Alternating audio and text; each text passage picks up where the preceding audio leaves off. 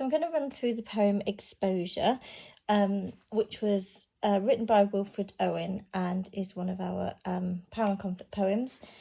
I'll just go through some key quotes that you might be able to use and a little bit about what it's about. So as I say, it was written by Wilfred Owen, who himself was a soldier in World War One.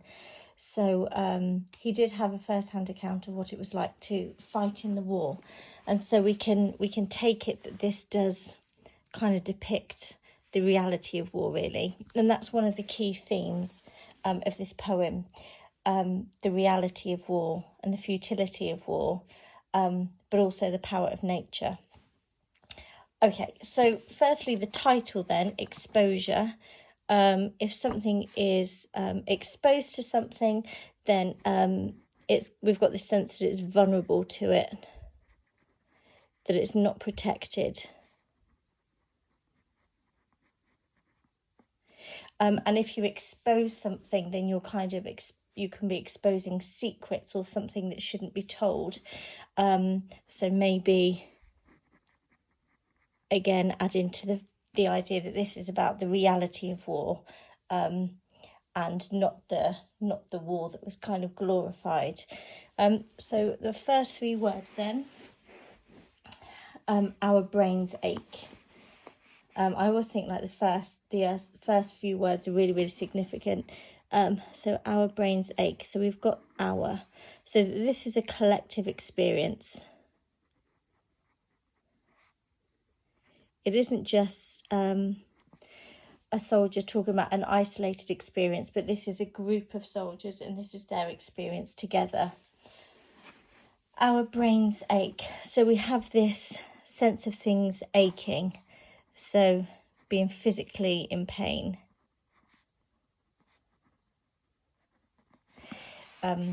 Due to what's happening, we're going to have a look at that a bit more in a minute. But also the fact that their brains ache shows that yes, it could be this physical pain of what they're going through in the war, but also maybe an emotional or a mental pain. So it could be that their brains ache because one, because they're kind of fearful about what's going to happen and fearful of the enemy attacking them. And also this idea that their brains might ache because they're, starting to wonder, why are they there? And they've got all this time to kind of think. And the poem talks about, what are we doing here? We've got this at the end of the second stanza. So there's coming to terms with why they're there and thinking about that. So that could have different interpretations. We've got this personification here then in the merciless ice east winds that knife us. And this is a really key quote if you're looking at the power of nature, particularly the power of nature over humans. So as a reader, we would expect that the soldiers are going to be attacked by the enemy. This is a poem about war, about World War One, and we'd expect them to be, attacked by the opposition. But actually, it's the weather that's attacking them, and it's talking about the harsh conditions that they are in. So this is based on soldiers that are in the trenches, and exposed to these really harsh weather conditions. So the iced east winds that knife us, this verb knife, they are being attacked almost by the weather. There's a violence there and an aggression. And also it's merciless. So it's not letting up. It's consistent. There's no rest from what's happening. Wearied we keep away because the night is silent. Now you would imagine if the night is silent, then that is a time to rest and to sleep. But because it's silent, they keep awake. So this idea that they're in constant fear of being attacked. And because it's silent, they're trying to listen out for when that's going to happen. If you kind of imagine, you know, always being on real high alert. So, I don't know, walking in a haunted house and every time you turn a corner expecting to see something, this state of high alert they're on all the time. And it's meaning that they can't sleep because they're constantly fearful. And they're worried by the silence. And we've got here sibilance, silence, sentries, whisper, curious, nervous. So the sibilance here emphasises the silence with that S sound. And then we have but nothing happens, which is repeated throughout this poem at the end of certain stanzas. So it's a refrain, but nothing happens. So this idea that they're waiting for this attack, they're waiting for the enemy, they're being attacked by the weather in these harsh conditions, but nothing has happened. There is no combat. You can always also take it perhaps as like a bit of a sarcastic tone, as if you can imagine people back home thinking, oh well, isn't it good that they're not being attacked and nothing's happening? So there's a bit of a sarcasm there because actually so much is happening. If we go on to stanza 3, and this personification of the weather continues, the poignant misery of dawn begins to grow, and then dawn massing in the east her melancholy army. So you would imagine dawn usually is symbolic of, you know, it's a new day, so hope, a fresh start, light after the darkness.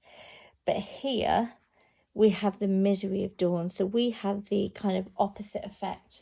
So instead of it being a new day and hopeful, actually it's going to be exactly the same again. Again with this mercilessness, so it's continuing.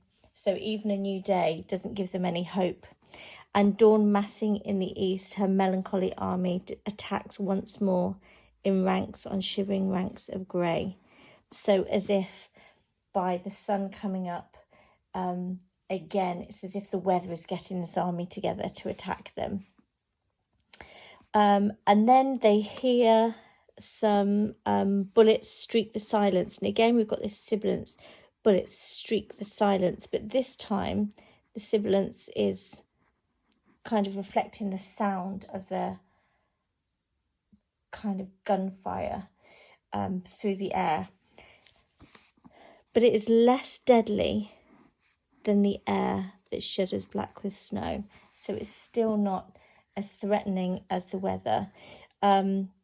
But, you know, they're still not being attacked at this point. Okay, if we go on to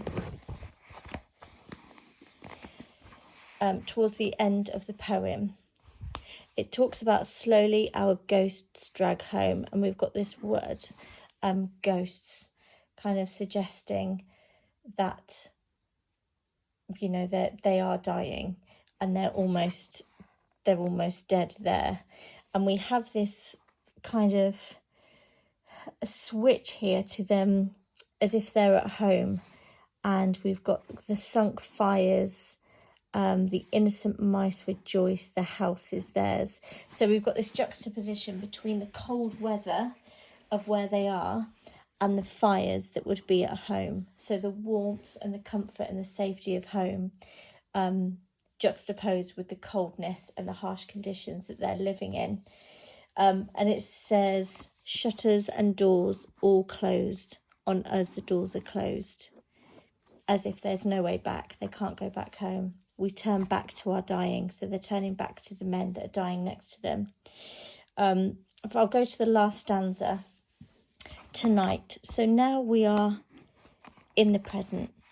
There's this sense of like, this is where we are right now. This frost will fasten on this mud and us. So it doesn't differentiate between nature and man. It treats them all the same. It's attacking all the same. And shriveling many hands. So this is where the weather is actually killing them, and the other soldiers are burying their comrades here. And then it ends with, but nothing happens. Again, this refrain talking about how they're still not, you know, it's what is the point of being there? The futility of war. They are dying. They're living in these harsh conditions, but they're not actually in battle at this point. They're losing their faith. The love of God seems dying. And that, in just over 10 minutes, is exposure.